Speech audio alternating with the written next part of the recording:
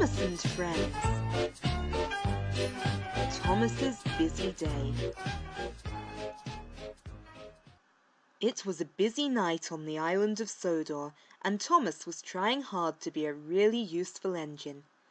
Thomas's job was to deliver coal to all the station waiting rooms. He didn't want the passengers to get cold. Thomas knew he had a very important job to do and worked hard all night, steaming quickly along the tracks and through the icy countryside. When Thomas's work was finally done, he chuffed slowly into the engine sheds, looking very tired. "I'm all puffed out," Thomas said. "I wish I'd had some help today." "Pah!" huffed Gordon. "A really useful engine doesn't need help." Thomas was cross. He wanted to show Gordon that he was a really useful engine too. Just then the Fat Controller arrived at the sheds. "I need an engine to run 3 specials for me," he said. "I can do it," puffed Thomas.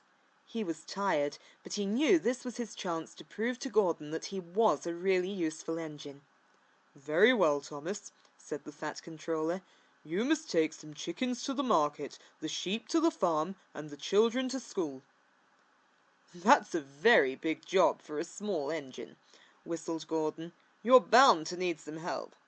"Tank engines don't need help," Thomas snapped. "We're really useful." And off he puffed. Thomas pulled Annie and Clarabelle in some empty trucks through the countryside.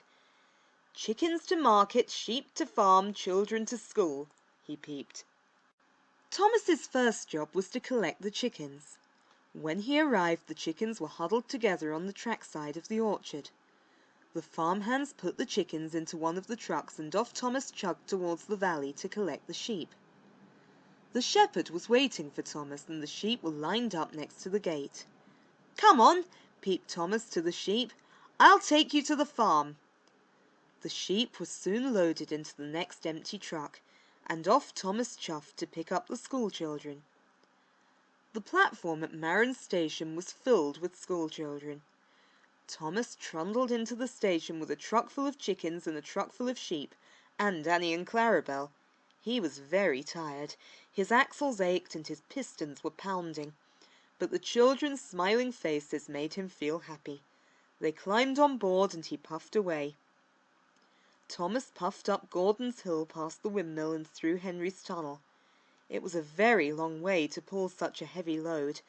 "Chickens to market, sheep to farm, children to school," Thomas remembered. The junction signal was red and Percy was waiting there too. Thomas ground to a halt beside Percy. His axles were aching.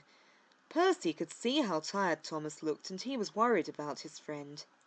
"You look puffed out," said Percy. "Would you like some help?"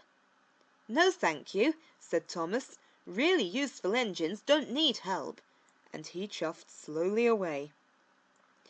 By the time Thomas reached the station at the market he was very muddled. So muddled that he asked his foreman to unload the sheep instead of the chickens. Whilst the sheep were being unloaded, Emily arrived. She too could see that Thomas was tired. "Would you like some help?" Emily asked. "No, thank you," puffed Thomas. "Really useful engines don't need help." But Thomas did need help. He was worn out. Once the sheep were unloaded, Thomas puffed away. Thomas continued puffing through the countryside. "Sheep to market, children to farm, and chickens to school." He yawned sleepily. When he reached Farmer McColl's, he told the children it was their stop.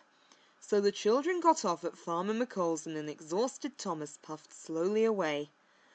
When he reached the school station, only the chickens were left. So the chickens were unloaded. Meanwhile, the Fat Controller was sitting in his office. He was getting lots of phone calls. He took a call from the farmer's market. The sheep Thomas had unloaded had caused chaos. They had knocked over all the stalls and the fruit and vegetables were everywhere.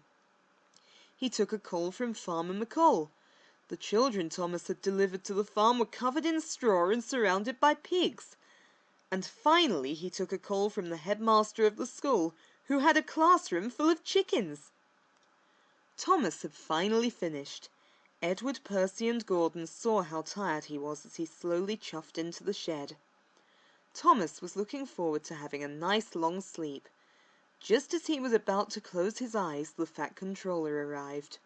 "Thomas, you have caused confusion and delay," he said.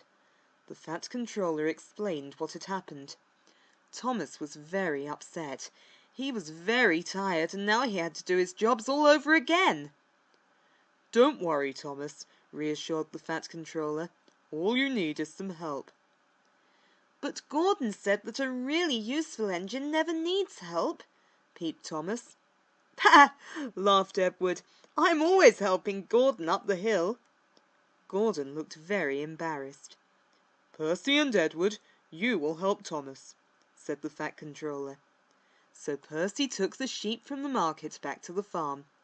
Edward took the chickens from the school to the market, and Thomas collected the children from the farm. "I'm sorry," Thomas puffed. "I didn't mean to take you to the wrong station."